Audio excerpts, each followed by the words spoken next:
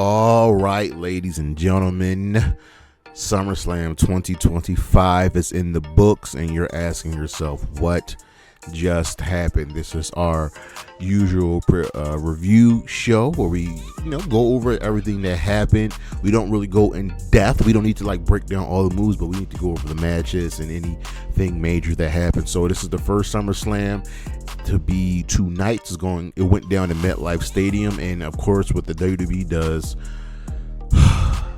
6 matches on night 1, 6 matches on night 2. It is absolutely disgusting, and somehow they keep getting away with it. Their roster's too large, too big, and too good to be running such a small card. This is supposed to be hot WrestleMania, and you're giving us 12 matches over 2 nights. And the crazy thing is, NXT didn't even have a show. You should be running NXT with SummerSlam, but I digress. So let's start with night 1. We had our really whack 6 matches. So we opened up with Roman and Jade versus Bronson and Bron, and this was a really fun match. Bronson Reed came out looking like a star. Bronson Reed came out like a star. Braun Breaker came out looking like a bigger star. Bronson came to the ring with Roman's Jays. He is now the Tribal Thief, rocking the shoe, the Fala. But this was a really solid match. You knew it was going to go long, and this is probably the perfect match for it to be the opener. Ultimately, Roman and Jay won in a really solid affair. It's a standard tag match. Nothing major happened. Nothing crazy happening. There were no shocking moments. It's just that Bronson and Bron were able to look better than ever before. I would have preferred Bronson and Bron to actually win the match, and then we could transition to one-on-one matches against Roman and Jay. They can then win those matches, and ultimately Jay and Roman get the wins back in that final match. But I don't like Bronson and Bron losing here, but we have to accept it and move on. Then we had the Women's Tag Team Championship as Raquel Rodriguez and Roxanne Perez were defending against Charlotte Flair and Alexa Bliss, and needless to say, I am totally upset with the result as Charlotte and Alexa won. It was a solid match. The ultimate story here was Charlotte and Alexa finally coming together as a team, and I cannot believe it. Charlotte's over as a face, so I'm inevitably waiting for them to break them up. I want to see what happens with the Judgment Day coming out of this match. Maybe Alexa and Charlotte doesn't hold the belts long, but the match ended with a really odd sequence, an inadvertent strike. But we'll see what the follow-up is on SmackDown. There were a lot of ads on the show. There were, of course, WWE, and a lot of sponsorships and this, that, and third, and with Slim Jims and Papa John's and Wheatley's and so much other stuff. Then we had Sami Zayn versus Karrion and Kross, and Sami won this match clean. Nothing to say about it. It was a very solid match. Could have been on Monday Night Raw. It only went 8 minutes, which is absolutely disgusting. But it looks like, real talk, it looks like Karrion and Scarlett are on their way out. Then we had Tiffany Stratton defending the WWE Women's Championship against Jade Cargill, and again, fine match. It didn't go long. It could have been on SmackDown.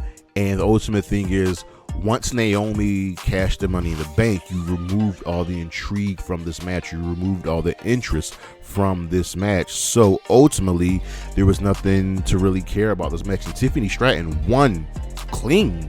There were no shenanigans. Bianca Belair didn't show up. It was Tiffany and Jade looked fine. I don't know. We'll see what happens. I'm hoping Tiffany goes back to being a heel. It just suits her better. It also suits Jade better. So we'll see what happens there. And then we had the tag team match of Jelly Roll and Randy Orton versus Logan Paul and Drew McIntyre. And this was, again, fine. It went almost 20 minutes. Jelly Roll acquitted himself here. They did not disrespect the art of professional wrestling because Jelly Roll actually cared. He was effective. Logan Paul did everything he could to sell for Jelly Roll. Jelly Roll actually got taken out of the match with a quote-unquote injury, and ultimately Logan and Drew McIntyre won. This was a really fun match. The crowd loved it. This was good. We'll see how we transition here. Jade is going to be out. We'll see what happens with Logan Paul. Maybe he disappears again, and we can transition to Randy versus Drew. And then our main event was the World Heavyweight Championship, as Gunther was defending against CM Punk, and this was probably the best match of night one. It went almost 30 minutes, which is odd for a WWE match. It doesn't feature Triple H or Roman Reigns, but this was your basic no shenanigans, no holds barred.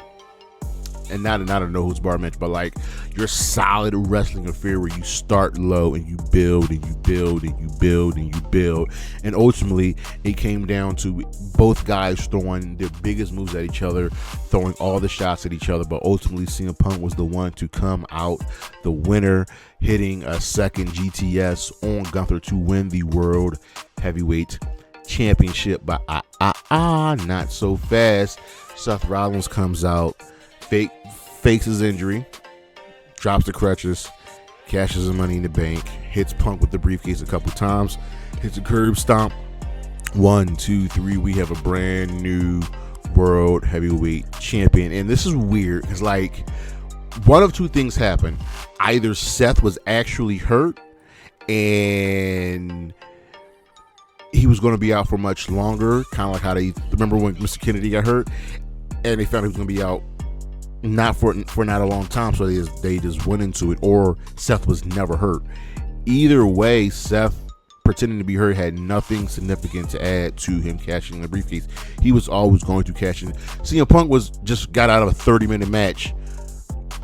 Like, you didn't need to fake the injury, but I digress. We end night one of SummerSlam with CM Punk losing, well, ultimately winning the World Championship and then being cashed in on. And the show started. First of all, they had a 3-hour pre-show with no matches, and the main show went from 6 to like 9:30, so 3.5 hours. So that's 3.5 hours.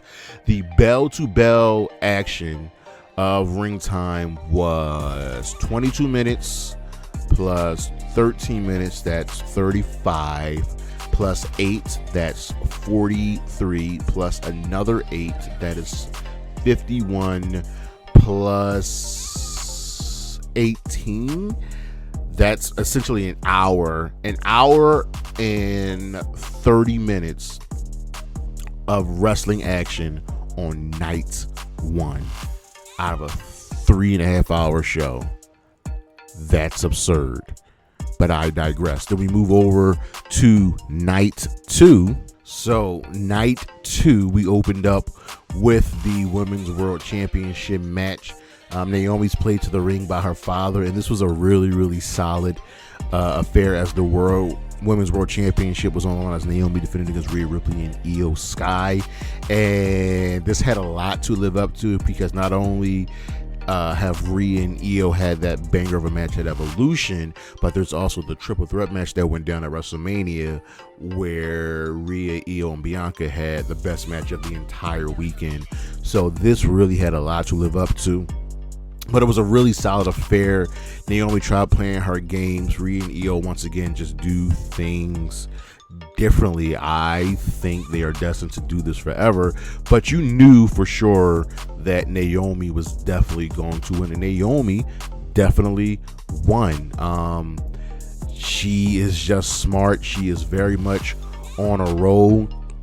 That's really, really good. She wasn't going to lose the belt so early, but she ultimately stole the win from Rhea Ripley, who had the match won. She finally had Io Sky built, and Rhea Ripley once again came up short because Naomi is smart. Next up, we had the match that I was looking forward to the most out of the entire weekend, the 6-pack match for the WWE Tag Team Championship as the Wyatts were defending in a tables, ladders, and chair match against the Motor City Machine Guns, the Street Profits, DIY, Andrade and Rey Fenix, and Fraxiom. And ladies and gentlemen, this was just a car wreck. This was a car crash. I don't know how else to put it. Everybody got a lick in. Everybody went through a table. Everybody got hurt. That includes Nikki Cross. That includes B-Fab. That includes Candice LeRae. I think she might be dead. I think Johnny Gargano might be dead. Montez, everybody's dead except for the Wyatts. This match was crazy, and WWE learned their lesson from WrestleMania weekend when they put that banger of a TLC match on SmackDown and did nothing for WrestleMania. So, but this was a really, really crazy match, a really, really fun match. Ultimately, the Wyatt Six retained. It really didn't matter who was going to win here because the SmackDown Tag Team division has been on fire. Please check on Candice LeRae. Johnny, make sure your wife is okay. Then we had the Intercontinental Championship on the line as Becky Lynch was defending against Lyra Valkyria. No countouts and no DQs, which is stupid because if it's a no DQ match, then there are no countouts. Sometimes the WWE can be really, really, really, really stupid. But this was fun. Becky Lynch debuted a new theme. This was a really, really good match, and I think it earned the 25 minutes that it went.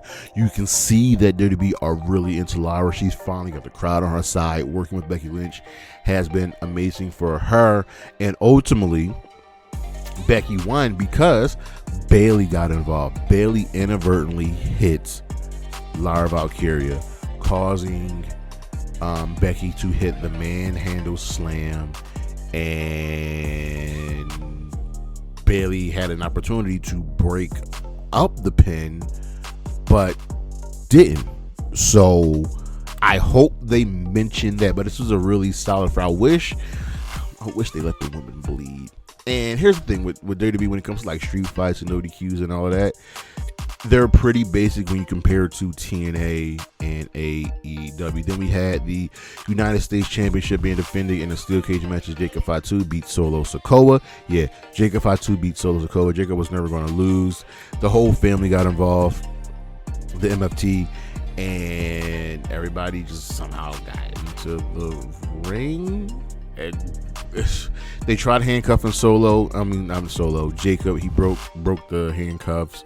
That ultimately didn't work, but Tyler Tonga was able to help give Jacob Fatu the loss. So Sikoa, you're still your champion. He told Jason Mateo to put the boots to him, to Jacob, but Jimmy Uso helped. So what's that? Tama Tonga and Jason Mateo got their asses beat to send the crowd home happy after that match. Then we had Dominic Mysterio versus AJ Styles. This might have been my favorite match because of the nostalgia.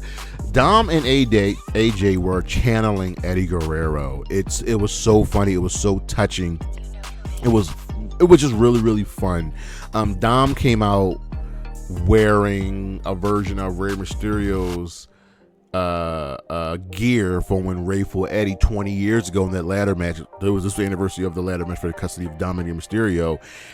AJ came out in a lowrider, and he was with his son, and his son looked like Dom when Dom was a child with the blonde hair.